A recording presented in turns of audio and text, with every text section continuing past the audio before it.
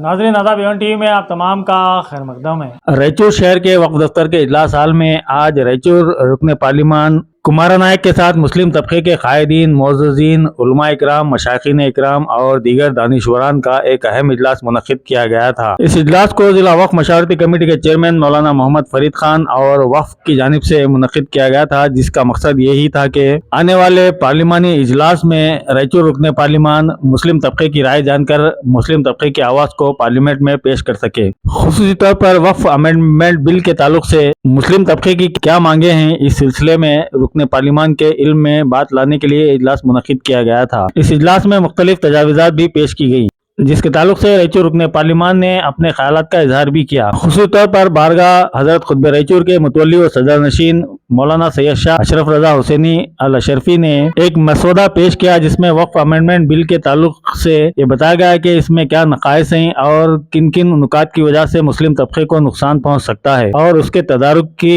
तजावीज़ात भी इसमें पेश की गई। इस तहरीरी मसौदे को उन्होंने रायचूर रुकन पार्लिमान के हवाले किया। इजलास में साबिका वक्फ सदर मिर्जा वलीउल्लाह बेग, सीनियर कांग्रेस कायद व साबिका DGP Syed Javedullah advocate, Mohammed Iqbal MIC, Mohammed Nasir, Mohammed Hasan Mohsin, मस्जिद यासीन के सदर महबूब आलम, मौलाना निजामुद्दीन, मोहम्मद सुल्तान एडवोकेट, ख्वाजा असलम ने भी अपनी बातें रायचूर रुकन पार्लिमान के सामने रखी। शाहीनशीन से मौलाना सैयद शाह अशरफ रजा हुसैनी अल अशरफी, हाफिज कारी मौलाना रफीक अहमद अनवारी, कांग्रेस के डिप्टी MLA उम्मीदवार मोहम्मद शालम, रायचूर सिटी म्यूनसिपल कॉर्पोरेशन के डिप्टी मेयर डॉक्टर जे साजिद समीर, साबिका अराकीन जिला पंचायत बशीरुद्दीन असलम पाशा ने अपने ख्यालात का इजहार किया। जलसे की निजामत और जलसे का एहतमाम जिला वक्फ मशावरती कमेटी के चेयरमैन मौलाना मोहम्मद फरीद खान ने किया। इस मौके पर वक्फ ऑफिसर सलीम ने भी अपनी बात रखी। इजलास में कायदीन, उलमा, मशाइखीन के अलावा दानिशवरान और कई एक मोअज़्ज़िज़ीन भी मौजूद रहे। देखिए इजलास में किसने क्या कहा।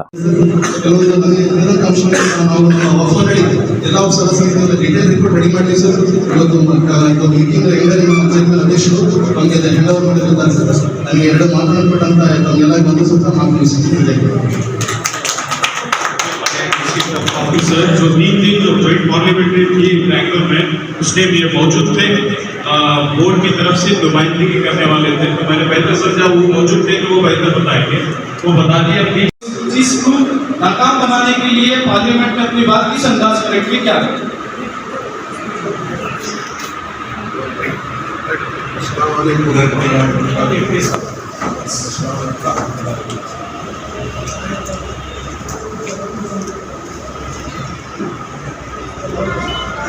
सबका आदर प्रणाम करता हूँ। हमारे बात के आज इतने बड़े संख्या में जिधर इकट्ठा हुए हैं और बिल के बारे में और काफ़ी चीज़ों के बारे में कुछ आपसे सुनना चाहते हैं, इसलिए हम आए हैं। आप इतने बड़ी संख्या में आए हैं और शुक्रिया आपका। जैसे अभी ऑफिसर ने बोला, इसमें काफ़ी इश्यूज आते हैं फॉर दी पार्लियामेंट, और जब तक एक्ट नहीं होगा उसको बिल बोलते हैं, आपको पता है। बिल के बारे में एक चर्चा हो रहा है, काफ़ी many important issues were there with the bill here highlighted. I request the subsequent speakers to just pinpoint which say it's not correct. If you don't have to support any point, but you have to tell what exactly you don't like and what is the dangerous one. उसके बाद में हम चिंता करते हैं, क्योंकि ये bill बोले तो 1 से 100 तक कुछ रहता है, वो चाहिए रहता है। हर चीज अपोज करने का जरूरत नहीं, और हर चीज सपोर्ट करने की जरूरत नहीं। इससे हमको तकलीफ है, वो अच्छा नहीं है, वो थोड़ा बताएंगे। और एक बात तो हम समझना चाहिए कि वो गवर्नमेंट हर मेजॉरिटी में है। ये ऑर्डिनरी बिल है, ये कॉन्स्टिट्यूशन बिल नहीं है। ऑर्डिनरी बिल होने के मतलब ये है मेजॉरिटी है तो पास हो सकता है। पास होने के पहले क्या है, हम बोल रहे हैं ठीक नहीं है, इसके बारे में चर्चा हो, इसीलिए जॉइंट पार्लियामेंट्री कमेटी बिठा दी है। तो काफ़ी सलाह मशवरा ले रहे हैं, चर्चा कर रहे हैं, उसके बाद एक रिपोर्ट दे रहे हैं। रिपोर्ट में वो जरूर बोलेंगे, शायद बोलेंगे इस काफ़ी लोगों को इस पर इतराज है, काफ़ी लोगों को इस पर कम इतराज है, ऐसे कुछ रिपोर्ट देंगे हम समझते हैं। उसके बारे में पार्लियामेंट में डिस्कशन होगा, उसके बारे में वोटिंग वगैरह होगा। जब हम बोलना है रायचूर के लोगों में इसके ऊपर बहुत इतराज है, क्या डर है, इसके बारे में हम इधर रोज जोर मीटिंग करते वो और ठीक ठाक रहे। पूरा ये बोल सकते आप क्यों जैसे कर रहे हो, आप कौन करने वाले हैं कुछ वो बात अलग है। ये हमारा गवर्नमेंट है, जो भी हो कांग्रेस हो जो भी हो, हमारा गवर्नमेंट है, भारत का गवर्नमेंट है। वो बिल लाए, बिल के ऊपर हमको इतराज है। क्या इतराज है?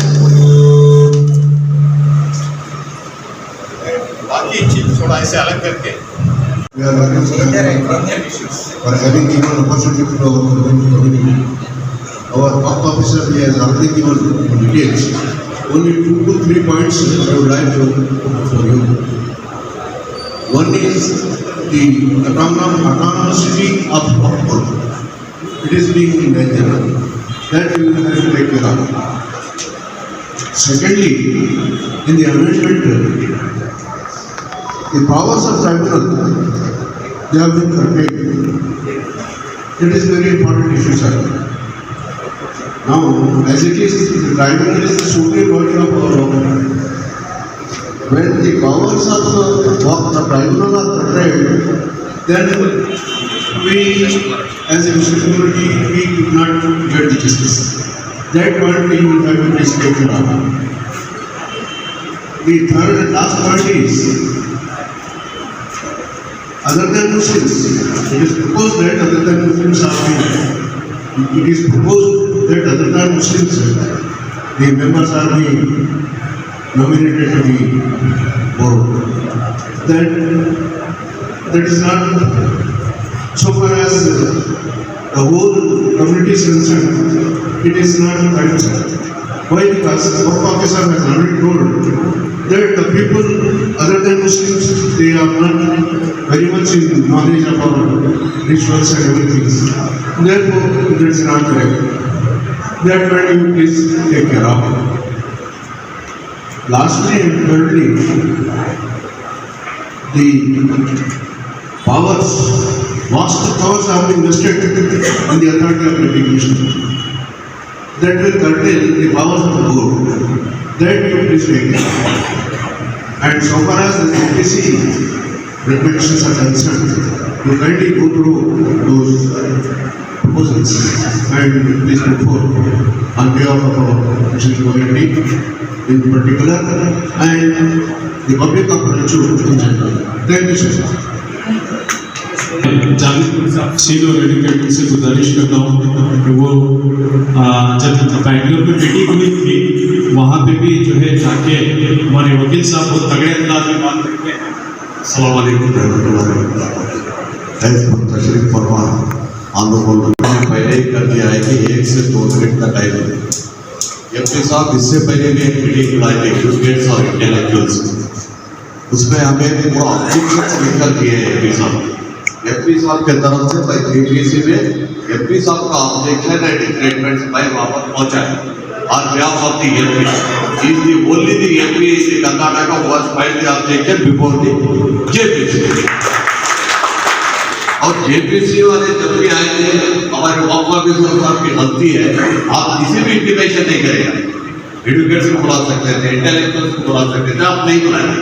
आप अकेले के तो फायदा नहीं है। इंटेलेक्चुअल्स है, एडवोकेट्स आते बहुत अधिक कॉन्स्टिट्यूशन के पिलर्स है एडवोकेट्स। मतलब साइड में जाएगा तो नहीं कर सकते। जहाँ पर हमारे कानून बनता है वो कानून को चलाने वाले, ये लोग कानून को बनाने वाले, अपने लोग कानून को चलाने वाले। और दूसरी बात ये है, अब तो ये जो मीटिंग बुलाई गई है इट इज ए प्रीटेंशन। ऑलरेडी इसके बारे में ऑलरेडी डिस्कशन हो गया है, रिपोर्ट चली गई है। आज जेपीसी की मीटिंग, एनडीए की मीटिंग मिनिस्ट्री के घर में चल रही है सर। आज उसके बाद इंडिया को बुलाएंगे मीटिंग में जेपीसी जो प्रपोज्ड बिल लाकर वो पार्लियामेंट में देती है, उसके बाद ये मीटिंग बुलाई तो अच्छा। उन्होंने जो प्रपोजल रखे हैं जेपीसी वाले उसके बारे में डिस्कशन करना है। अब हो गया ऑलरेडी, वो 5-2 था, 6-2 था, ऑटोनोमस बॉडी थी, वो थी, it is already good rose. And we are also advocates of the Raichur district. We are also made detailed objection before the JPC. JPC is the important. JPC का एक बोलना अच्छा है, यहाँ पर बोले तो कुछ भी फायदा नहीं है। एमपी साहब ही जो कर सकते हैं, because he is a speaker to the member of parliament. हमारे को तो अंदर जाने नहीं देंगे। एमपी साहब को जो भी है हम ऑलरेडी उनको सौंपा दिए हैं, एमपी साहब को मालूम है। और क्या है तो जब तक JPC का प्रपोज अमेंडमेंट्स बिल पार्लियामेंट में नहीं आता, जब तक हम कुछ भी डिस्कशन नहीं कर सकते। It is a infractions meeting today. I supposed to be understand, sir, please, it is judicial word because that it is a judicial word that, it is a, just to be, we are totally opposed the work amended bill, and we are thankful to our Karnataka government. He is the first government who taken the decision to oppose the amendment bill. It is the first government in India to oppose the bill. We are thankful to our Chief Minister Siddaramaiah ji और हमारे नवीन साहब को और हमारे पूरे MPS को मैं शुक्रिया अदा रईचूर की तरफ से उनको शुक्रिया अदा करना चाह रहा हूँ। They also oppose the bill in the cabinet. उसके बाद तेलंगाना वाले अपोज करें, वो लोग अपोज करें, ये लोग अपोज करें। वी अपनी request before the honourable MP that you totally oppose the bill before the सोचना पड़ता है। इधर क्या है, for example the act requires all the members of the work force to be Muslim. Act जो भी है वही। अब ये बिल जो हो रहा है, the bill changes this to mandate at least 2 non Muslim members.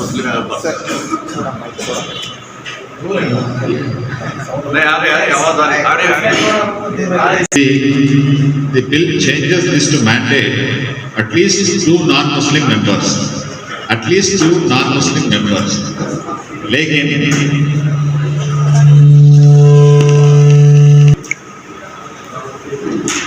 at least 2 non-Muslim members के लिए कंपल्सरी होना चाहिए।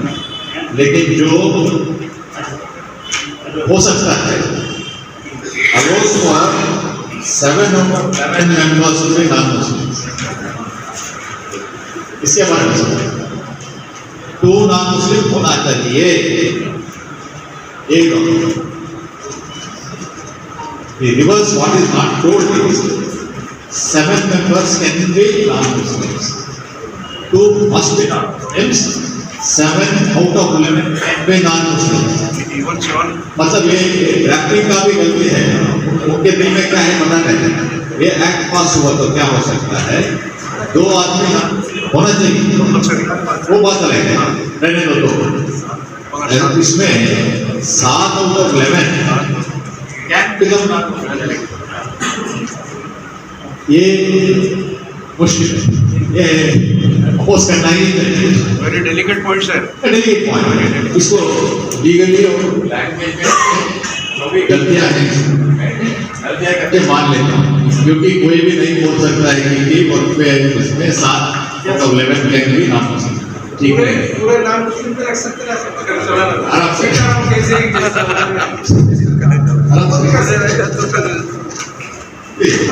तो नहीं पता है, नहीं तो गलती है कुछ है। उसमें क्या है, 7 out of 11 can become non-Muslims because they are not told that they should be Muslims. एक काम करना है, we have to think of all the possibilities. तो इसमें हम बोलना है तो आपकी तरफ से क्या बोलना है? Only 2 non-Muslim बोले तो ठीक है, 7 बोले तो ठीक है, 7 is important, it's not right. हम बात करना है तो पार्लियामेंट में ऐसे ही बात करना है, ऐसे हमको लगता है। तो नहीं, 1 मिनट ನೀವು ಬಿಲ್ ಕಂಪ್ಲೀಟ್ ಅಪೋಸ್ ಮಾಡಿ ಅನ್ನೋದು ಒಂದು ವಿಷಯ। ಆ ಉತ್ತರದಲ್ಲಿ ಆಗುತ್ತೆ, JPC ಕೊಟ್ಟಾರೆ, ಆಮೇಲೆ ಅದು ಚರ್ಚೆಗೆ ತೆಗೆದುಕೊಳ್ತಾರೆ, ನಾವು ಮೂವ್ಮೆಂಟ್ಗೆ ಹೊರಡೋದು, ಅವರು ಕೈ ಪಾಸ್ ಮಾಡ್ತಾರಲ್ಲ, हो सकता है ऐसे फॉर्म बिल नಮ್ಮದು ಮೈನಾರಿಟಿ ಬಂದು ಫಾರ್ಮರ್ಸ್ಗೆ ಬಿಲ್ ಆಯ್ಕೆ ಮಾಡ್ತಾರೆ, हमके इस देश का आधा से ज्यादा लोग है मतलब we will not think that everybody is out to do something. We will think that they want to do it with proper action. थोड़ा चेंजेस करना है। उस चेंजेस में इतना गलतियां हो गई तो बहुत खुशी हो गई।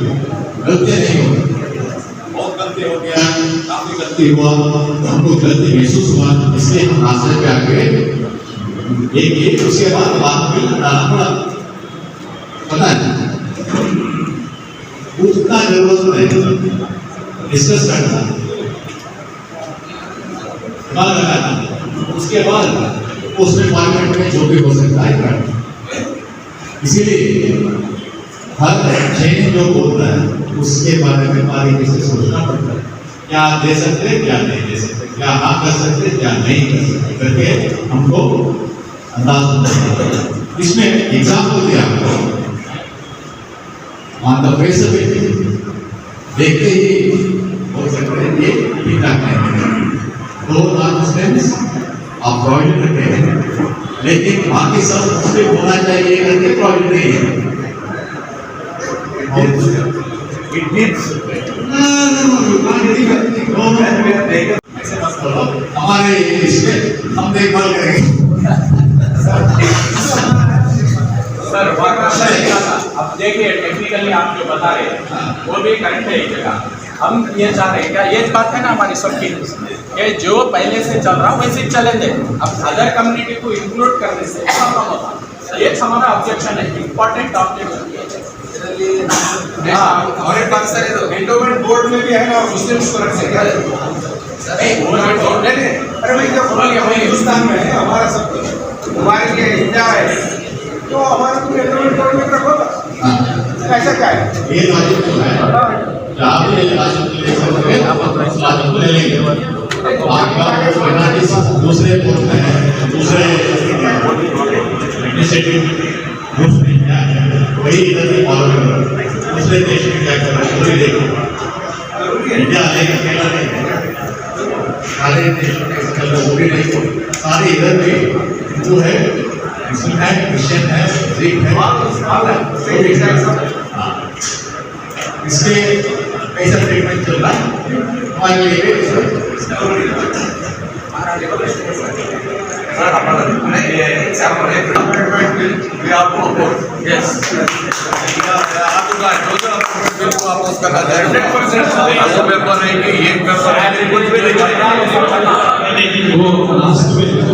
लास्ट में हम तमाम की तरफ से जो मैसेज देना है सब मुत्तफिका तौर पर हम देंगे। मैं एक बात वाज़ेह कर देना चाहता हूँ, एमपी साहब ना स्पीकर है ना होम मिनिस्टर है, ठीक है, पहले ये बात हमारे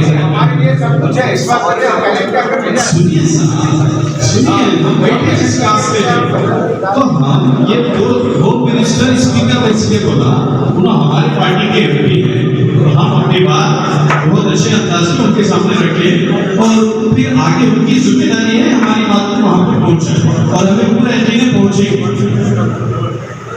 और एक पॉइंट में अर्लियर एक्ट में जो है एक्सपर्ट इन मुस्लिम लॉ मकबूल होना चाहिए करके अभी नहीं, अभी बिल में जो आता है उसमें एक्सपर्ट को निकालना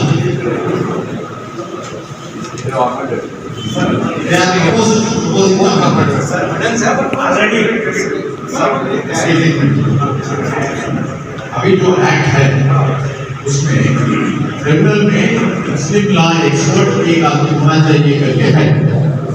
अभी अमेंडमेंट जो आ रहा है तो उसका एक्सपर्ट का जरूरत नहीं करके उसको निकाल दें। आप बात का बोल रहे हैं, आप इसका बोल रहे हैं,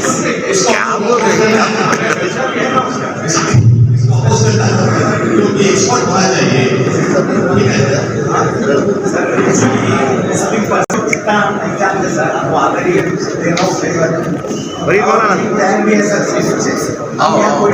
करना नहीं है सर, जैसा कि आप बोले कि पिछले जो अमेंडमेंट करे हैं गवर्नमेंट, हम वो तो डिसाइड कर लिए मेजॉरिटी में, हम लोग थोड़ा सा फ्लेक्सिबल होना जो हमारे लिए नुकसानदायक है, हमारी कम्युनिटी के मुसलमानों के लिए जो नुकसानदायक है वो पॉइंट अगर कांग्रेस और कांग्रेस के अलायंस जो है उसके अलावा भी जैसे टीडीपी है, मेरी तो एक गुजारिश है एमपी साहब से और हाईकमान से कि कांग्रेस की कि हम लोग जो मेहनत कर रहे हैं एक वन साइड कर लें। आप लोगों का काम ये है कि जो जैसे टीडीपी है, नीतीश कुमार की जो गवर्नमेंट है, ऐसे लोगों को आप एक साइड करके मुसलमानों को क्या कम से कम नुकसान होता वो सोचकर वो चीज़ों को निकाल देना जो नुकसानदार है। और जो थोड़ा सा एडजस्टमेंट है, फ्लेक्सिबिलिटी है, जैसे कि फॉर एग्जांपल एक सेंटेंस बोले एमपी साहब कि भाई 7 भी हो सकते नॉन मुस्लिम लोग हैं तो कंपलसरी नॉन मुस्लिम होना है।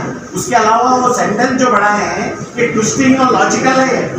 हम लोगों को समझना है कि वो 7 गैर मुस्लिम भी हो सकते हो, क्रिश्चियन भी हो सकते, जैन भी हो सकते और दूसरे भी हो सकते। हम सिर्फ 2 को अगर रखे तो हमारा नुकसान क्या है?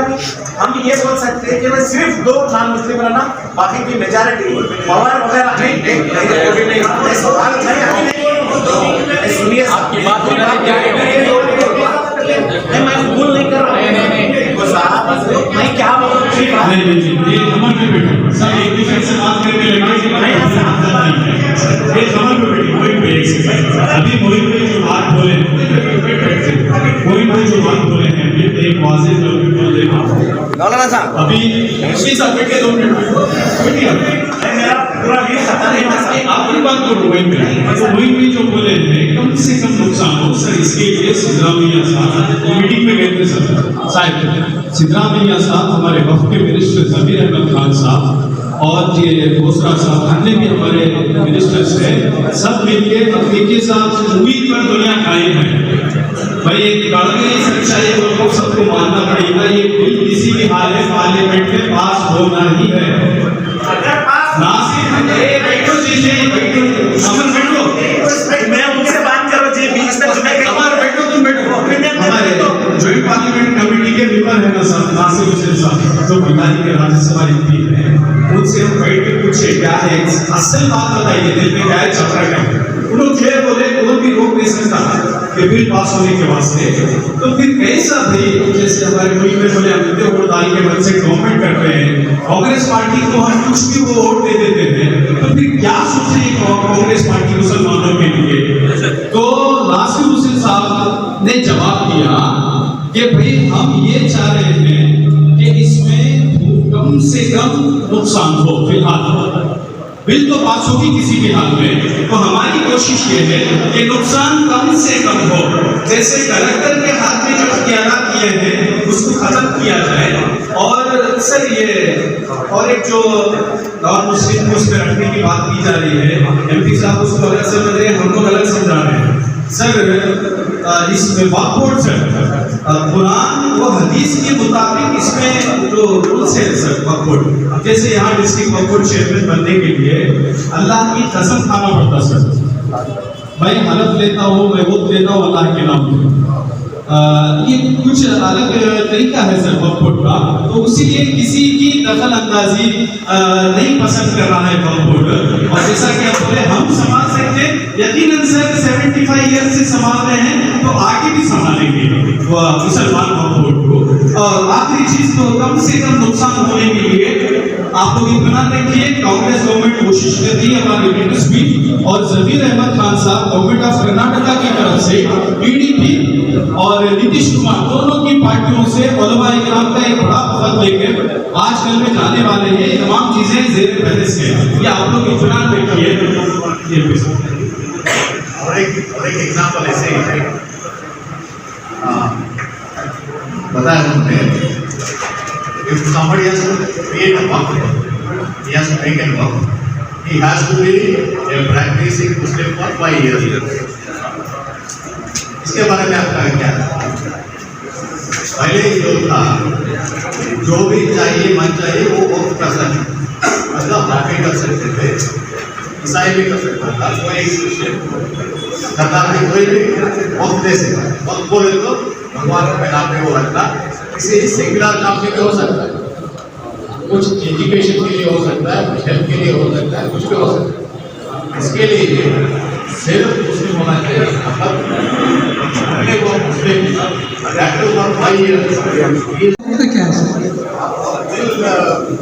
सर ये क्या है सर, ये बिल देखो सर, इसमें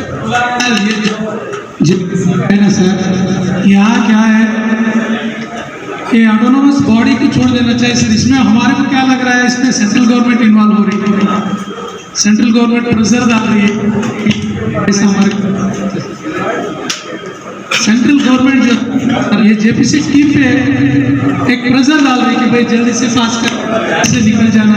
इससे पहले भी सर, इससे पहले भी सर, तो हमारा ये मतलब हमारी उम्मीद आप पे है कि आप हाउस में रहते हैं तो आपको उस हाउस में एक एमपी साहब तकरीबन की आवाज़ बन के रहते हैं, तो ये हमारे कौम की आवाज़ आप बन के, सर यही हमारा फैसला है। ये इतना हम चाहते हैं कि हम हमारी सारे कौम की आवाज़ आप बन के, लीडर बनना रिप्रेजेंटेटिव बनना ये बहुत डिफरेंस है। लीडर हज़ारों लोग बन सकते हैं, रिप्रेजेंटेटिव एक आदमी बन सकता है। तो मैं ये बोलना चाह रहा हूँ कि सर हमारे पूरे लीडरों के रिप्रेजेंटेटिव आप हैं, पूरे कौम के रिप्रेजेंटेटिव आप हैं। बस हम आपको उम्मीद रखते हैं, फाइट कीजिए सर, अल्लाह और हम हमारी दुआ और आपके साथ है सर। बस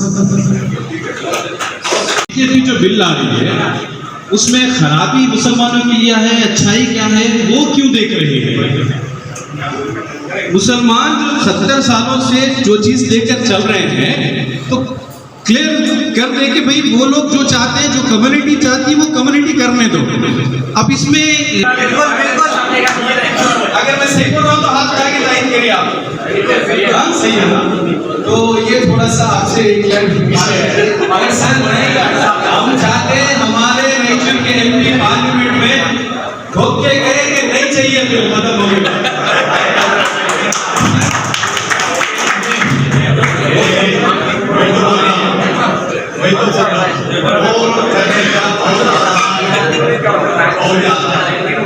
हम कर सकते हैं, बोल दिया इससे तो जरूर करेंगे। वो बात अलग है, उधर हम रहे या ना रहे, चलाते रहे, कुछ भी करते रहो, आगे लाभ करने को कोई मेरे ख्याल से एमपी साहब अब जो भी आपसे गुफ्तगू करेंगे, इससे पहले ये बात अहम बात सामने रखना जरूरी है कि ये अमेंडमेंट बिल इंफ्रास्ट्रक्चर हुई। अब जेपीसी जॉइंट पार्लियामेंट्री कमेटी इस अमेंडमेंट ड्राफ्ट बिल पर जो रिपोर्ट देगी उस पर पार्लियामेंट में बहस होगी, इस पर बहस नहीं होगी। अब जॉइंट पार्लियामेंट्री कमेटी क्या रिपोर्ट देने वाली है वो पार्लियामेंट के अंदर बैठने वाले जानते हैं, उनको नहीं मालूम। मगर जॉइंट पार्लियामेंट्री कमेटी अपनी रिपोर्ट पेश करने से पहले ये काम बहुत अच्छा हुआ है कि जेपीसी पूरे हिंदुस्तान का दौरा करिए, पूरे हिंदुस्तान के मुसलमानों का ख्याल वो लोग एक जगह किए हैं। खास तौर पर जेपीसी के सामने Muslim all India Muslim personal board ने जो किरदार निभाया है, अपनी रिपोर्ट के जरिए से, अपनी मेहनत के जरिए से लोगों को जमा करके, लोगों में बेदारी पैदा करके, ये बहुत बड़ा कारनामा है। और जॉइंट पार्लियामेंट्री कमेटी के रूबरू हैदराबाद कर्नाटक में एक वाहिद एडवोकेट हैं, वकील हैं हमारे शहर में, जो जॉइंट पार्लियामेंट्री कमेटी के रूबरू पेश हुए हैं और अपनी नुमाइंदगी किए हैं, वो हैं वकील सैयद जावेद उल हक साहब, वो भी हमारे सामने बैठे हैं।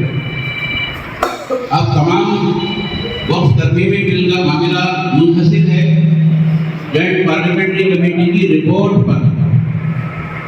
रिपोर्ट देने के लिए जेपीसी को इतना जकड़ दिया गया है all India Muslim personal board की तरफ से, तमाम हिंदुस्तान के तमाम मोतबर तंजीमों की तरफ से, अवाम की तरफ से। हमारा ऐसा ख्याल है कि आज जो ड्राफ्ट बिल हमारे हाथ में है उस तरह से किसी कीमत पर अप्रूवल नहीं होगा। खुदा करे ऐसा ही हो।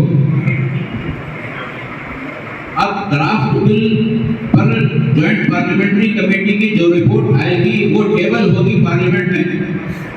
जब वो रिपोर्ट एमपी साहब के हाथ में आएगी उस पर उनको बहस करना है। इस पर बहस का काम नहीं है। ये ड्राफ्ट बिल अब इनफ्रैक्चर होगी, लिहाजा फिर भी हमारे अमेंडमेंट बिल में जो नुकसान हो सकते हैं, जो हमारे खदशात हैं, जो हमारे डाउट्स हैं, जो शुकूक हैं, वो हमारे एमपी साहब हमसे शेयर करने के लिए, हमसे दरियाफ्त करने के लिए, हमसे पूछताछ करने के लिए यहाँ हम सब मौजूदीन को यहाँ बुलाए हैं। इसका बेइंतहा हम सबको इसका शुक्रगुजार करना चाहिए कि जिन फिक्र जो है ये इस बिल और आपके इदारों की हिफाजत में, प्रोटेक्शन में हमारे एमपी साहब की तरफ से फिक्र है। ये कदर करना चाहिए एमपी साहब, उन्होंने अपना कदर कर दिया। अब मैं गुजारिश कर रहा हूँ जो यहाँ पर कानूनदानी इस पर ज़्यादा बात कर सकते हैं और जो काफ़ी इंतजाम चलाते हैं, एडमिनिस्ट्रेशन पर जो लोग तजुर्बा रखते हैं, वो लोग अपने शुकूक व शुबहात एमपी साहब के सामने पेश कर सकते हैं और एमपी साहब आगे जो उनके अज़ाइम हैं पार्लियामेंट में जो वो करने वाले हैं, इसको रोकने के लिए वो जो करने वाले हैं वो भी आपके सामने पेश करें। पार्लियामेंट्री कमेटी हमारे बेंगलुरु आई हुई थी, तो वहाँ पर हमारे स्टेट गवर्नमेंट की तरफ से जो नुमाइंदगी की हुई, मैं हमारे रायचूर डिस्ट्रिक्ट के वक्त ऑफिसर सलीम बादशाह से गुजारिश करता हूँ कि मुख्तसर अंदाज में जो बेंगलुरु में हुआ है उसको बताएं। ರಾಯಚೂರು ಜಿಲ್ಲೆಯ ಸಂಸದರಾದಂಥ ಜಿ ಕುಮಾರನಾಯಕ್ ಸಾಹೇಬರಿಗೆ ಹಾಗೂ ವೇದಿಕೆ ಮೇಲೆ ಆಸೀನರಾದಂಥ ಎಲ್ಲ ಗಣ್ಯರಿಗೆ ಶುಭಾಶಯ ಕೋರುತ್ತಾ ಮುಂದಿಸುತ್ತಾ, ಸರ್, ಕಳೆದ 2 ದಿನಗಳಲ್ಲಿ ಬೆಂಗಳೂರಿಗೆ ಜಿಡಿಸಿ ಕಮಿಟಿ ಆಗಮಿಸಿದೆ ಸರ್. ಆ ಸಮಯದಲ್ಲಿ ನಮಗೆ ಎಲ್ಲ ಜಿಲ್ಲಾ ಉಪಾಧಿಕಾರಿಗಳಿಗೆ ಅವರಿಗೆ ಲೈಸನ್ ಆಫೀಸರ್ ಆಗಿ ನಿಲ್ಲಿಸಿದ್ರು. ಆ ಲೈಸನ್ ಆಫೀಸರ್ ಟೈಮಲ್ಲಿ ನಾವು ಎಲ್ಲ ಜಿಪಿಸಿ ಮೆಂಬರ್ಗಳನ್ನು ಮೀಟ್ ಮಾಡಿದ್ವಿ ಸರ್. ಜಿಪಿಸಿ ಮೆಂಬರ್ಗಳು ಡಿಸ್ಕಸ್ ಮಾಡಿದಂತೆ ಇದರಲ್ಲಿ ಗೋಪ್ ಅಮೆಂಡ್ಮೆಂಟ್ ಬಿಲ್ 2024ರಲ್ಲಿ ಕೆಲವು ನ್ಯೂನತೆಗಳಿದ್ದಾವೆ, ಕೆಲವೊಂದು ಬಹಳಷ್ಟು ನ್ಯೂನತೆಗಳಿದ್ದಾವೆ. ಅದರಲ್ಲಿ ಗೋಪ್ ಮಂಡಳಿ ಇದು ಒಂದು autonomous body, parliament central parliament actually approve ಆಗಿರುವಂಥ ಆಟೋನಮಸ್ ಬಾಡಿ. ಆದರೆ ಈ ಆಟೋನಮಸ್ ಬಾಡಿಗೆ ಯಾವುದೇ ರೀತಿ ಅಧಿಕಾರ ಇಲ್ಲದಂತೆ ಈ ಗೋಪ್ ಅಮೆಂಡ್ಮೆಂಟ್ ಬಿಲ್ ಅನ್ನು ಪಾಸ್ ಮಾಡ್ತಿದ್ದಾರೆ. ಯಾವುದೇ ರೀತಿ ಅಧಿಕಾರ ಇಲ್ಲಪ್ಪ ಅಂತಂದರೆ ಈ ಗೋಪ್ board National Commission for Minorities and National Backward Class Development Corporation, National Corporation for Minorities Development, इसका है। वहाँ से आपको लोन वगैरह मिलता है। कर्नाटक से कोई नहीं उसका फायदा नहीं होता, रायचूर से हम कर सकते हैं। इसीलिए हमको एजुकेट होना चाहिए।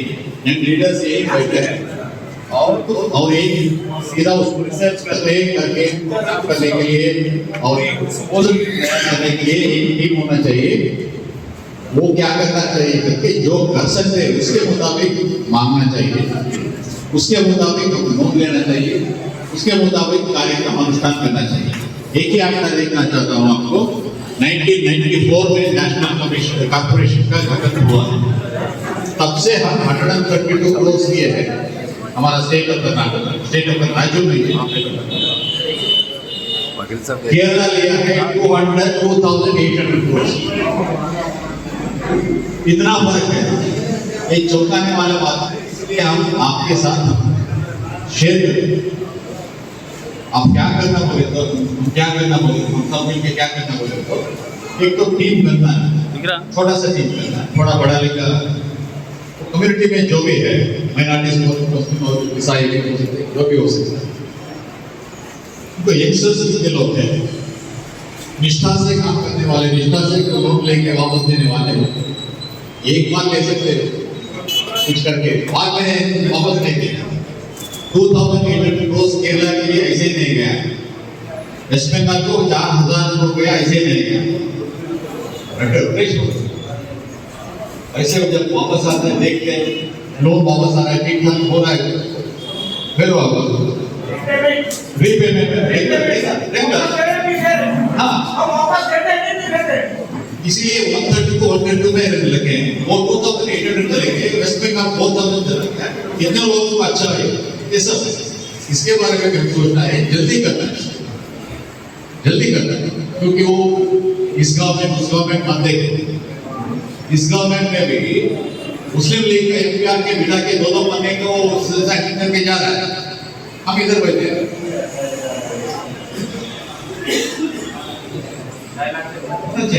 All these things are required, इसीलिए ये बात शेयर करने का है। बजट को भी देख लो, वक्त बिल में भी देख लो, और ये ग्रोथ वगैरह देखने के लिए यंगस्टर्स जो भी 3-4 बच्चे हम लोग बोल रहे हैं वो हमारे साथ लेने के लिए हम तैयार हैं। तो किन लोगों को लेके जाएंगे, वहाँ मिनिस्टर माइनॉरिटी से रिजिजू साहब है, उनसे मिलवाएंगे, ऑफिसर से मिलवाएंगे। उसके बाद देखेंगे कि क्या हो सकता है। राज्य को क्यों नहीं है?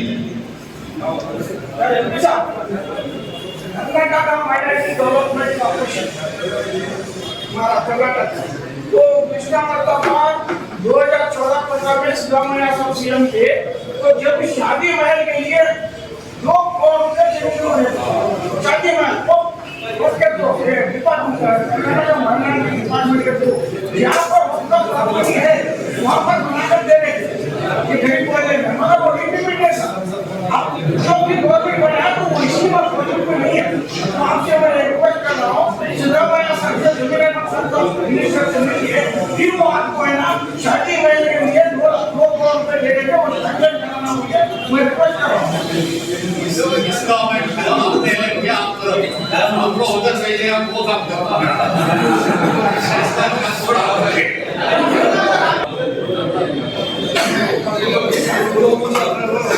बोलो वकील साहब।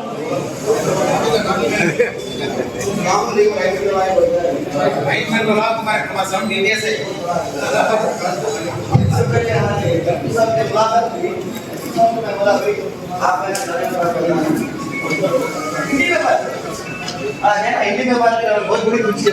आप हिंदी जाके बात नहीं कर रहे हैं, पार्लियामेंट में हिंदी चलता है और इंग्लिश भी चलता है, लेकिन हाउस में हिंदी चल रहा हूँ। आप हिंदी में बात करो, बेहतरीन बात है। आप कंटिन्यू करिए, डेफिनेटली यू विल सक्सीड। और ये वक्त के बारे में, वक्त ये मेरी प्रॉपर्टी है। आप हिंदी में नहीं बात करेंगे, आप जो भी बात करना आपको काम होना चाहिए, वो भी बात करेंगे। हम हिंदी में नहीं बात करेंगे, कन्नड़िया है। ये वक्त में ये प्रॉपर्टी है, अगर जो वक्त कर दिया तो वो अल्लाह की प्रॉपर्टी होगी, अल्लाह के नाम से प्रॉपर्टी होगी और उसके जिम्मेदार मुतवल्ली होंगे। अगर लैंड है या नहीं तो मस्जिद के प्रेसिडेंट सेक्रेटरी उन्हें देखभाल करेंगे उसकी, और उसकी ईमानदारी के साथ मेंटेन करना उनका काम है और उसकी इनकम बढ़ाना उनका काम है। एक जमाने में 12,000 करोड़ हमारा तो इनकम था, आज इसका इनकम 163,000 12,000 करोड़ जाकर 163 करोड़ बन गया। इसके जिम्मेदार कौन है? हम लोग ऐसे वे responsible for all this things. तो हम लोग आए ना उसको ये कर दिए। अब वो हमारे इसमें ना वो लिस्ट डील में गए 20 साल से ना 5,000 दे रहे, आज इसकी कीमत है 10,000 में क्या दे 5,000। तो फिर इनकम कैसा बढ़ेगा हमारा? इनकम के बाद में 1954 में नेहरू ये बनाए। 1954 में नेहरू जी के जमाने में बन गया और 1995 में अब एक्ट बना। 1995 एक्ट के हिसाब से सेक्शन 40 वक्फ बोर्ड में क्या है पावर से कि वक्फ बोर्ड इंक्वायरी कर सकता है ये प्रॉपर्टी क्या हमारी है या नहीं, ये पावर है। वो पावर को है ना ये अमेंडमेंट बिल में डेलीट करना चाहिए, सेक्शन निकाल देना चाहिए। अगर से ये सेक्शन अगर निकल गया तो हमारे कितने पावर है और क्या है 6 मंथ के अंदर रजिस्ट्रेशन चल रहा। अगर पार हुआ तो पूरी प्रॉपर्टी जितनी भी है 6 महीने के अंदर रजिस्ट्रेशन क्या लेना। अगर नहीं करे तो वो प्रॉपर्टी आपको चले जाए। It is very important section 40 इसको किसी हाल में ना डेलीट होने नहीं जाना। उससे हमारे बड़ा नुकसान होने वाला है। ये आप इसके बारे में मैं सेक्शन 40 के बारे में आपको क्या क्या कितना टाइम लेना है? 6 महीने नहीं तो 1 महीने 1 साल या 2 साल 3 साल 6 साल 6 months only. कितना होना टाइम लेना बोल रहे साल होना 2 साल होना आप पूछ रहे कहीं का हमारे सामने सवाल नहीं है उसको डेलीट इतना करना सेक्शन को और क्या है हमारा भाई अंदर क्या बोल रहे 2 मुस्लिम लेडीज को रखना बोल रहे ठीक है और नॉन मुस्लिम को रखना बोला है बात बिल्कुल गलत है क्यों बोला तो अगर से टेंपल ट्रस्ट में अगर से मुस्लिम बाहर से लेते तो उसको रख सकते हमारे उनका ट्रस्ट में हमारे को नहीं लेते तो फिर हमको उनको बोला हो ही नहीं सकता one nation one law implied that should be fine मेरा डाउट है टेंपल के बारे में कंपेयर कर रहे हैं टेंपल अलग है मस्जिद अलग है ये तो वक्फ है ट्रस्ट है ट्रस्ट बोले तो किसी जिम्मेदारी समाज के भगवान बोल सकते हैं नॉन भगवान सरकार बोल सकते हैं कुछ बोल सकते हैं it is kept in trust sir it is Muzrai committee ನಮ್ಮ ಮತ್ತೆ ಈಗ ವಕ್ಫ್ ಅಂಕೆ ಇದೆ ಅದು ಮುಜರಾಯಿ ಕಮಿಟಿ ಅಂಕೆ ಇದೆ ಫಸ್ಟ್ ಆಗಿ ಎಂಡೋಮೆಂಟ್ अभी अभी ये पुजारी लोग बोल रहे ये ट्रस्ट के नाम से मत करो भगवान के नाम से करो ऐसा के वक्त है भगवान के नाम से उन लोग क्या डिमांड कर रहे कि मंदिर के नाम से कर देना ट्रस्ट ये हमारा ट्रस्ट नहीं हो सकता हमारा परमानेंट है तो I expect to see this section 40 ಬಹಳ ಸಂತೋಷ ಆಯಿತು ತಾವು ಇವತ್ತೇನು ಕರೆದಿರಲ್ಲ ಮೀಟಿಂಗ್ ಮಾಡಾಕ ಇನ್ನೂ ಒಂದೇನೆಂದರೆ ತಾವು ಮಾತು ಹೇಳಿದ್ರಿ ಡೆವಲಪ್ಮೆಂಟ್ ಬಗ್ಗೆ ಯಂಗ್ಸ್ಟರ್ಸ್ಗೆ ಕೊಟ್ರೆ ನಾನು ಕರ್ಕೊಂಡು ಹೋಗ್ತೀನಿ ಮೈನಾರಿಟಿ ಮಿನಿಸ್ಟರ್ ಹತ್ರ ಅಲ್ಲಿ ಹೋಗಿ ಎಲ್ಲ ಭೇಟಿ ಇಟ್ಟು ಏನು ಮಾಡಿಸೋದೈತೆ ಅಪ್ರೂವ್ ಮಾಡಿಸ್ತೀನಂತೆ ನಾನು ಹೇಳಿದ್ದೇನೆಂದರೆ ಇಲ್ಲಿ ನಮ್ಮ ಶಾಲಾ ಇದ್ದಾರೆ ಬಶೀರ್ ಸಾಹೇಬ್ ಇದ್ದಾರೆ ಸಾಜಿದ್ ಸಮೀರ್ ಅನ್ವರ್ ಅಸ್ಲಾಂ ಪಾಷಾ ಸಾಹೇಬ್ ಇದ್ದಾರೆ ಇವರು ನಮ್ಮ ಲೀಡರ್ಸ್ ಇವರು ಯಾರಿಗೆ ಎಜುಕೇಟೆಡ್ ಪರ್ಸನ್ಸ್ಗೆ ಬೇಕಾಗಿದೆ ಅವ್ರು ಅಪಾಯಿಂಟ್ ಮಾಡಿಕೊಂಡು ತಮ್ಮಲ್ಲಿ ಕೊಡಬೇಕು ಒಂದು आप लोगों से गुजारिश करते हैं और ಅಲ್ಪಸಂಖ್ಯಾತರ ಕಲ್ಯಾಣ ಇಲಾಖೆ ಕರ್ನಾಟಕ ಇದೆಯಲ್ಲ ಸರ್ ಅಲ್ಲಿ ನಮ್ಮ ಇದು ಕರ್ನಾಟಕದ ಬಜೆಟ್ ಏನಿದೆ ಟೋಟಲ್ 4 lakhs plus crores ಆದರೆ ನಮಗೆ ಮೈನಾರಿಟೀಸ್ಗೆ ಅದು ಬಜೆಟ್ ಸಿಗ್ತಾ ಇಲ್ಲ ಸರ್ ಓನ್ಲಿ 3000 crores ಸಿಗ್ತಾ ಇದೆ 3000 crores ಅದು ನೋಡಿದ್ರೆ 3% ಆರ್ 5% ಆಗ್ತದೆ ಯಾಕಂದ್ರೆ ನಮ್ದು ಏನು ಪಾಪ್ಯುಲೇಷನ್ ಇದೆ ಮೈನಾರಿಟೀಸ್ ಅಂದ್ರೆ ಎಲ್ಲರೂ ಬಂದ್ರು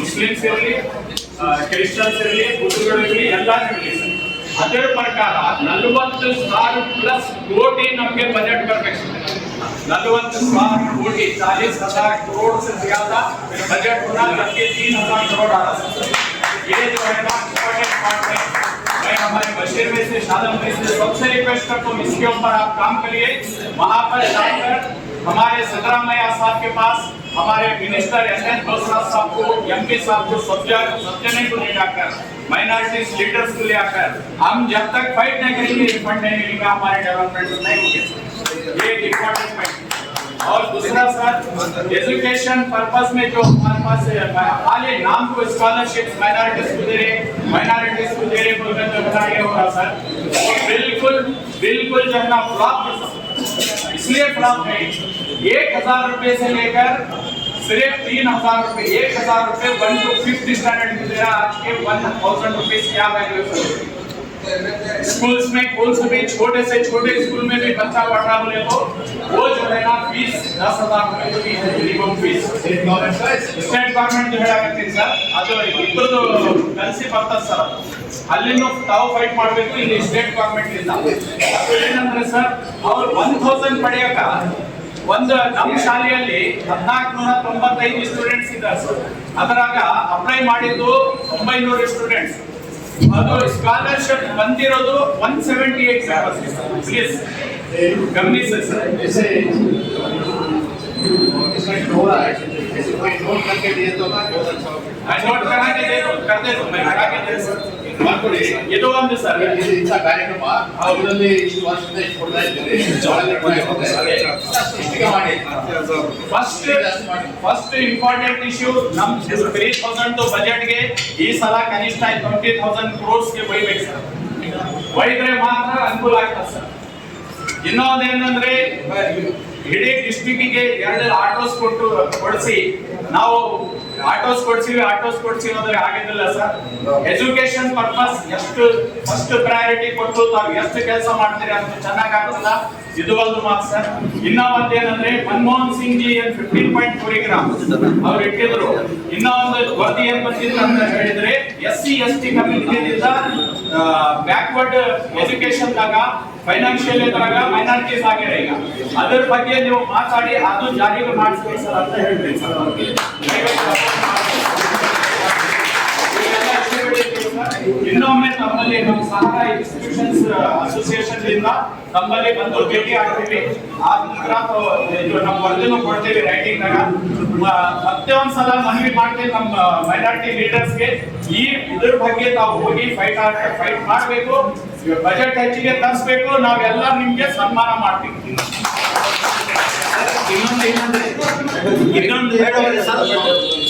ಕಮ್ಯುನಿಟಿಗೆ ಮಾಲ್ ನ್ಯೂಟ್ರಿಷನ್ ನಮ್ಮ ಏರಿಯಾದಲ್ಲಿ ನೋಡಿ ನಿಮ್ಮ सब सेंट्रल गवर्नमेंट के ये नो आपको क्या क्या पावर है साहब. हमारे जो मुस्लिम माइनॉरिटी के एरिया जो है पूरा स्टैंडर्ड ऑफ लिविंग जो है साहब वो पूरा बस से बदतर है साहब. पूरा लो बजट कैटेगरी में है.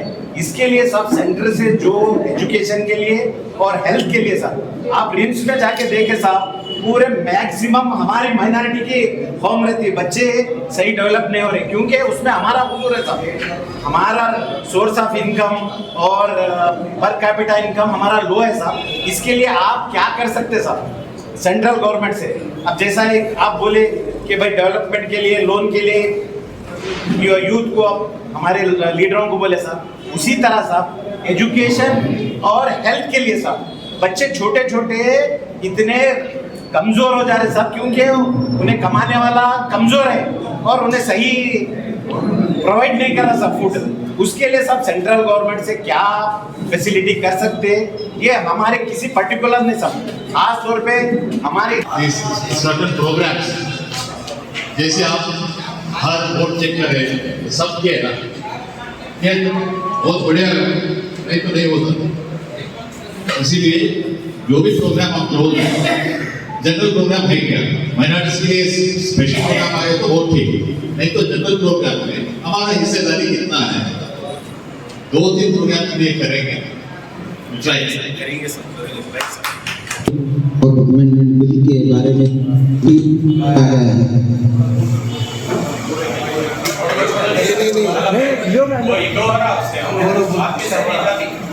खास कर आज उनके साथ ख्वाहिश करे थे जो खास लोगों के साथ जो एजुकेशन से लॉयर्स हैं हमारे एडवोकेट्स हैं ऐसे खास लोगों के 200-150 लोगों को बुलाइए और कोर्ट ऑफिस में बैठकर हमारा जो वक़्फ़ का अमेंडमेंट बिल जो आपको पार्लियामेंट में ला रहे हैं इसके बारे में थोड़ा डिस्कस करेंगे राय मशवरा करेंगे. तो अपनी दिली ख्वाहिश है हमारे कोर्ट चेयरमैन को बोले यहाँ पर एक मीटिंग रखा गया है इसीलिए मैं आप सभी की तरफ से मैं दिल से उनका शुक्रिया अदा करना चाहता हूँ.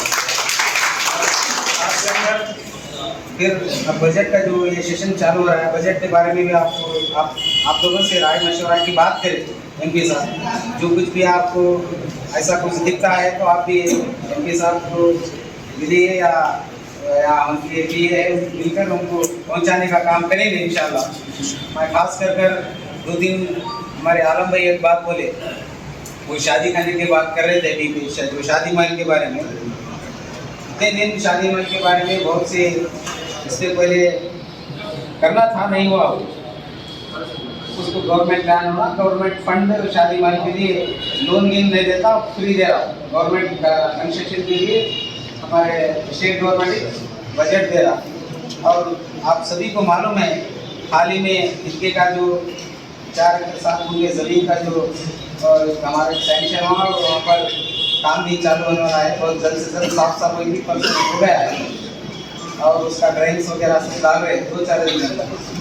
ठीक उसी के पीछे 1 एकड़ ज़मीन शादी महल के लिए भी कोशिश कर ऑलमोस्ट हम भुवनेश्वर से वो 1 एकड़ भी ज़मीन है ना शादी महल के लिए रखेंगे और गवर्नमेंट से उसका पैसे भी रिक्वेस्ट करें घोषणा साहब के एंटरप्राइज पे वो शादी महल पूछे से वो भी जल्द से जल्द पैसे भी आते। और ईदगाह का जो कंस्ट्रक्शन है कंपाउंड वॉल बनाना, हमारा जो ईदगाह का सामने मेन गेट या जो भी सहूलियात ईदगाह के लिए होना है उसको 2 करोड़ रुपये भी घोषणा साहब हमारे घोषणा साहब हम सब जाकर सैंक्शन में बहुत बड़ी बात है हमारे लोगों के लिए। इसके पीछे शादी महल भी बहुत आलीशान शादी महल इंशाअल्लाह ताला हम बनाएंगे और खास कर जो बजट की बात इकबाल भाई करे हमारे जो परसेंटेज के हिसाब से शादी महल वो ईदगाह के पास बना है क्या? ईदगाह के जगह में वो गाँव के बाहर अभी शादी महल अपनी सिटी में बनाना भाई ईदगाह जो बन रहा सही है बराबर है। ईदगाह का गाँव के भाई जरा नाम मगर शादी महल गाँव में रहते गरीब लोगों को गाँव के बाहर नहीं है ईदगाह, वो गाँव के सिटी के अंदर है घराचे पूरे अभी सिटी लो वो भी है हमारा जगह और दूसरा जगह भी देख रहे हैं इंशाल्लाह। वो सिटी के अंदर भी एक जगह है वहाँ भी बनाएंगे इंशाल्लाह, वो भी बनाएंगे। वो जगह मिल रही तो हम नहीं छोड़ने वाले। वो सिटी के अंदर है ईदगाह जो मिला है 10 किलोमीटर दूर नहीं है, वो 1.5-2 किलोमीटर के नजदीक में उसके की जमीन मिले सर सिटी में सिटी के अंदर है। बोल रहा हूँ वो मालूम ना कम से कम 10-12 करोड़ की जमीन है। 339 सर्वे नंबर 2 महीने में कम 17 एकड़ एक्शन ले उसको ले कब से मिले शादी का तो बनाओ। 2 मिनट में खत्म कर बात करेंगे। और खास कर इकबाल भाई बजट के बारे में बोले जो परसेंटेज के हिसाब से जो मुसलमानों को स्टेट के अंदर बजट में जो पैसा मिलना है वो नहीं मिल रहा। बोले अब हमारे स्टेट के सारे मुस्लिम लीडर मिनिस्टर खासकर हमारे जो ज़मीर अहमद खान साहब है वो लगातार सीएम से मिल रहे हैं और हमारे स्टेट के पूरे मिनिस्टर और मुसलमान एमएलए और हमारे मुफ्ती मौलाना जो वहाँ बेंगलोर में रिप्रेजेंट करते थे पूरे जवान जाकर सीएम को 1 से 2 बार मिले। इस बार ज़्यादा से ज़्यादा 10,000 करोड़ की बजट की मांग करे सर ज़मीर अहमद खान साहब। मैं इस बार ज़्यादा से ज़्यादा हमारे माइनॉरिटी कम्युनिटी को बजट देने का वादा करेंगे, ये भी मैं आपको यहाँ बताना चाह रहा हूँ। और खास कर मैं परसों 8 दिन के पहले मैं एमपी साहब के घर को गया था कुमार नायक साहब के, जो माइनॉरिटी कॉलोनी स्टेट के अंदर जो सेंट्रल से माइनॉरिटी कॉलोनी डेवलपमेंट के लिए जो फंड्स दे रहे अभी एक साहब एक बात बोले केरला के अंदर 2,800 करोड़ लिए और वेस्ट बंगाल में 4,000 करोड़ लिए, कर्नाटक क्षेत्र में 132 करोड़ रुपए लिए। जो यहाँ पर जो रिप्रेजेंटेट कर रहे हैं वो सब जरा फॉलो नहीं हो रहा, उसको हम देखकर क्या करना चाहिए इंशाल्लाह आगे करने की बात करें। मैं भी उनके बारे में उसके जो हमारा माइनॉरिटी डेवलपमेंट कॉर्पोरेशन है वहाँ पर मैं देखकर एमपी साहब को मैं बोला था। वो नेक्स्ट विजिट में जब दिल्ली गए तो माइनॉरिटी मिनिस्टर किरण रिजिजू को जाकर मिलकर सेंट्रल मिनिस्टर जाकर इमीडिएट मिलकर भी आए। वो मैं फेसबुक में साथ आप देखेंगे वो माइनॉरिटी मिनिस्टर को उसी ताल्लुक में जाकर मिलकर आए। जो हमारे एमपी साहब है बहुत ही तजुर्बेदार एक अच्छे एक आप सबको मालूम है ये साथी सर हमारे से 10 गुना उनको इसके अंदर नॉलेज है। हमारे कुछ भी नहीं, हमारे से 10 गुना 100 गुना भी बोल सकते हैं, उतना नॉलेज वाले पर्सन है। हर एक चीज़ के बारे में बहुत बारीकी से देख रहे हैं। इसलिए मैं खास कर आज बजट के बारे में हमारे वक्त के अमेंडमेंट बिल के बारे में हम सबको यहाँ मीटिंग बुलाए, हमारी राय सुनने के लिए आप आए। बहुत दिल से मैं आप सभी की तरफ से मैं दिल से शुक्रिया अदा करना चाहता हूँ। ಈ ಅಮೆಂಡ್ಮೆಂಟ್ ಬಿಲ್ 2024 ಏನಿದೆ ಫೋರ್ಸ್ಡ್ ಬಿಲ್ ಅಂತ ಹೇಳ್ಬೋದು ನಮ್ಮಲ್ಲಿ ಹೇರುವಂತ ಬಿಲ್ ಯಾರು ಇದಕ್ಕೆ ಮೇನ್ ಉದ್ದೇಶ ಏನಿದೆ ಮಾಡರ್ನೈಸ್ ಮಾಡಬೇಕು ವಕ್ಫ್ ಅಂತೇಳಿ ಮಾಡ್ತಾ ಇದ್ದಾರೆ. ಮಾಡರ್ನೈಸ್ ನಮ್ಗೆ ಬೇಕಾಗಿಲ್ಲ, ಹಳೆ ವಕ್ಫ್ ಏನಾಗಿತ್ತು ಅದೇ ಬೇಕು ನಮಗೆ. ಮಾಡರ್ನೈಸೇಷನ್ ವಕ್ಫ್ನಲ್ಲಿ ಯಾವುದು ಕೂಡ ಬೇಕಾಗಿಲ್ಲ. ಇನ್ನೊಂದು ಸರ್ ನಿಮ್ಮ ಮುಂದೆ ವಕ್ಫ್ ಎಂಬುದು ಪೈಗಂಬರ್ ಕಾಲದಿಂದ ಬಂದಿರತಕ್ಕಂಥ ಒಂದು ವಕ್ಫ್ ಇದು. ಜೊತೆಗೆ ಮುಸ್ಲಿಂ ಸಮಾಜದಿಂದ ಕೊಡಲ್ಪಟ್ಟಂತ ಪ್ರಾಪರ್ಟಿ ಸರ್ಕಾರದ ಪ್ರಾಪರ್ಟಿ ಇದೆ. ಸರ್ಕಾರ ನಮಗೆ ಯಾವುದೂ ಕೂಡ ಪ್ರಾಪರ್ಟಿ ಕೊಟ್ಟಿಲ್ಲ. ಮುಸ್ಲಿಂ ಸಮಾಜದವರು ಕೊಟ್ಟಿರ್ತಂಥ ಪ್ರಾಪರ್ಟಿ ವಕ್ಫ್ ಪ್ರಾಪರ್ಟಿ ಇದೆ, ನಮ್ಮದೇ ಪ್ರಾಪರ್ಟಿ ಇದೆ. ನಾವು ದೊಡ್ಡ ಮನಸ್ಸಿಂದ ಸರ್ಕಾರಕ್ಕೆ ಕೊಟ್ಟಿದ್ದಂಥ ಪ್ರಾಪರ್ಟಿ, ಮುಸ್ಲಿಂ ಒಳಿತಕ್ಕಾಗಿ ಕೊಟ್ಟಿದ್ದಂಥ ಪ್ರಾಪರ್ಟಿ. ಒಂದು 2-3 ಅಂಶಗಳನ್ನು ನಾನು ಇಲ್ಲಿ ಮುಂದೆ ಪ್ರಸ್ತಾಪ ಮಾಡ್ತೀನಿ ಸರ್. ಸರ್ವೆ ಕಮಿಷನರ್ ಡಿಸಿಗೆ ಸರ್ವೆ ಕಮಿಷನರ್ ತೆಗೆದು ಡಿಸಿಗೆ ಆ ಪವರ್ಸ್ ಕೊಡಬೇಕು ಅಂತ ಮಾಡಿದ್ದಾರೆ. ಇದರಿಂದ ಲ್ಯಾಂಡ್ ಮಾಫಿಯಾ ಆಗ್ಬೋದು, ಲ್ಯಾಂಡ್ ಮಾಫಿಯಾ ಆಗಲಿಕ್ಕೆ ಚಾನ್ಸಸ್ ಇದೆ. अगर ठीक है ये और ये कोई भी बोला नहीं, एक रेजोल्यूशन पास करके पूरा 94 व्हिप जारी करके पूरा 94 एमपीज जो है ना वहाँ पे प्रेजेंट करके अपोज करना.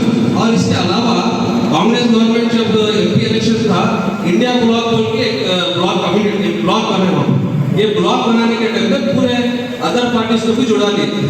तो 94 एमपीज कांग्रेस के हैं, पूरे इंडिया ब्लॉक के जो है ना हमारे टोटल 235 एमपीज है.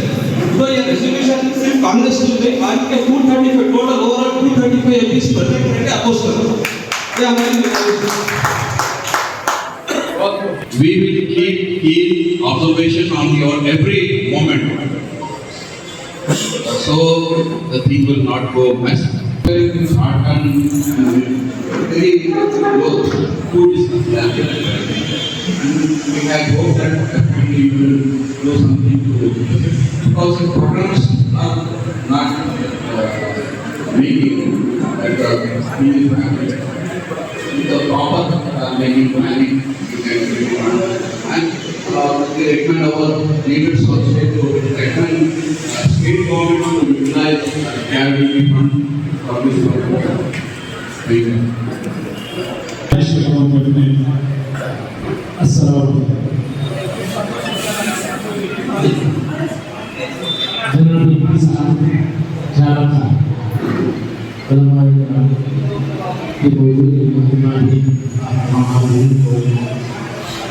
अल्लाह सलामत अता फरमाए. हमारा मुल्क हिंदुस्तान जमहूरी मुल्क है. जमहूरियत का मतलब पब्लिक वोटिंग पर गवर्नमेंट का काम है देश की भी हिफाजत करना, देशवासियों की भी हिफाजत करना. आपका काम है. अगर करते हैं तो हम आपको दुआएं देंगे, साथ देंगे. नहीं करेंगे तो फिर अगले वक्त में आपका नतीजा निकल जाएगा. आज इनके साथ हमारे साथ हैं, दिल से भी, जबान से भी, अखलाक से भी, किताब से भी.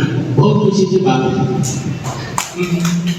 जाहिर सी बात है के साथ दिल्ली में जो बात रखेंगे वो हमारी बात होगी, हमारी बात होगी. यही तरीका है जमहूरियत में, यही होता है. हम लोग अपना एक नुमाइंदा भेजते हैं, नुमाइंदा जो बोलता है वो हम बोलने के बराबर. वहाँ बोलिए ये बिल नहीं पास होगा, अपोज कीजिए, क्योंकि आगे वाले हमसे भी ज्यादा है. बिल भी पास हो गया, अब हमारे पास ऑप्शन है. आज हम फूलों के नजराने पेश कर रहे हैं, कल क्या पता हम किस चीज का नजराना पेश करेंगे, शायद वो तारीख याद रखेंगे. कभी हमने शाही बाग बनाया था, क्या पता कब क्या बनेंगे. कबले जो नहीं बोलते, हम भी ये बिल अगर पास हो ही गया तब उसके लिए तैयार है. जैसे कि इंतजाम कर्नाटक वक्त के सभी ऑफिसर्स देंगे करेंगे. आप नहीं लेते मेरे हाथ में है, ये अपना ही रेज्यूम करके टोटल कर्नाटक के 40 लोग ऑफिसर सब आप इसको अपने लेटर में लेके आप ये दे सकते हैं, दे सकते हैं. आप इसको जोर कोशिश बनाए. हमारे एमपी साहब है, ये हर तरह से हर एतबार से नॉलेज रखते हैं. एमपी में सीनियर है, जूनियर है सियासत में, लेकिन कानून में बहुत सीनियर ऑफिसर में हर एतबार से काम करेंगे. डीसी है, कानून जानते हैं, एक्ट जानते हैं. हर एक डिपार्टमेंट में ये काम करके कुछ भी नहीं है, तो उतनी नॉलेज है. बस हमारा सपोर्ट होना है मुसलमानों के लिए. बहुत बोलना तो बहुत है, उनका वक्त का तकाजा है. सब कुछ जानते हैं, सब हर एक्ट के बारे में मालूम है, हर एक स्कीम्स के बारे में मालूम है, किस तरह स्कीम्स लाना है, इम्प्लीमेंट करना है। हम बोले कि हुक्म है, फिर भी हमारा सपोर्ट मांग रहे, हमारी राय मांग रहे, हमारी क्या ख्वाहिश है, मुसलमानों की क्या राय है, इनको क्या सलाह दे रहे, इनको सलाह दो, मैं वो बात कर सकूं। सलाह मांग रहे, कहने के बाद जो अक्लमंदी है, मैं सब कुछ जानता हूँ, हमारी सलाह जरूरत नहीं, ये बेवकूफी है। हर एक जगह से जरा छोटा आदमी की सलाह बड़ी रहती है, तो हमको नहीं मालूम है। सलाह लेना है सबकी, सलाह लेना, सबकी सलाह इकट्ठा करना है, अपना काम सब पे गौर करना है, अपना काम करना है। ये नहीं कि मैं सब कुछ जानता ही नहीं, सब मैं जानता हूँ, मेरे को मालूम है, बेवकूफी काम। तो लेकिन ये फिर भी हम लोगों से वक्त दिए, मुसलमानों के क्या मसाइल है, क्या करना है, किस तरह से बात करना है पार्लियामेंट में, क्या है आप तो जानते हैं।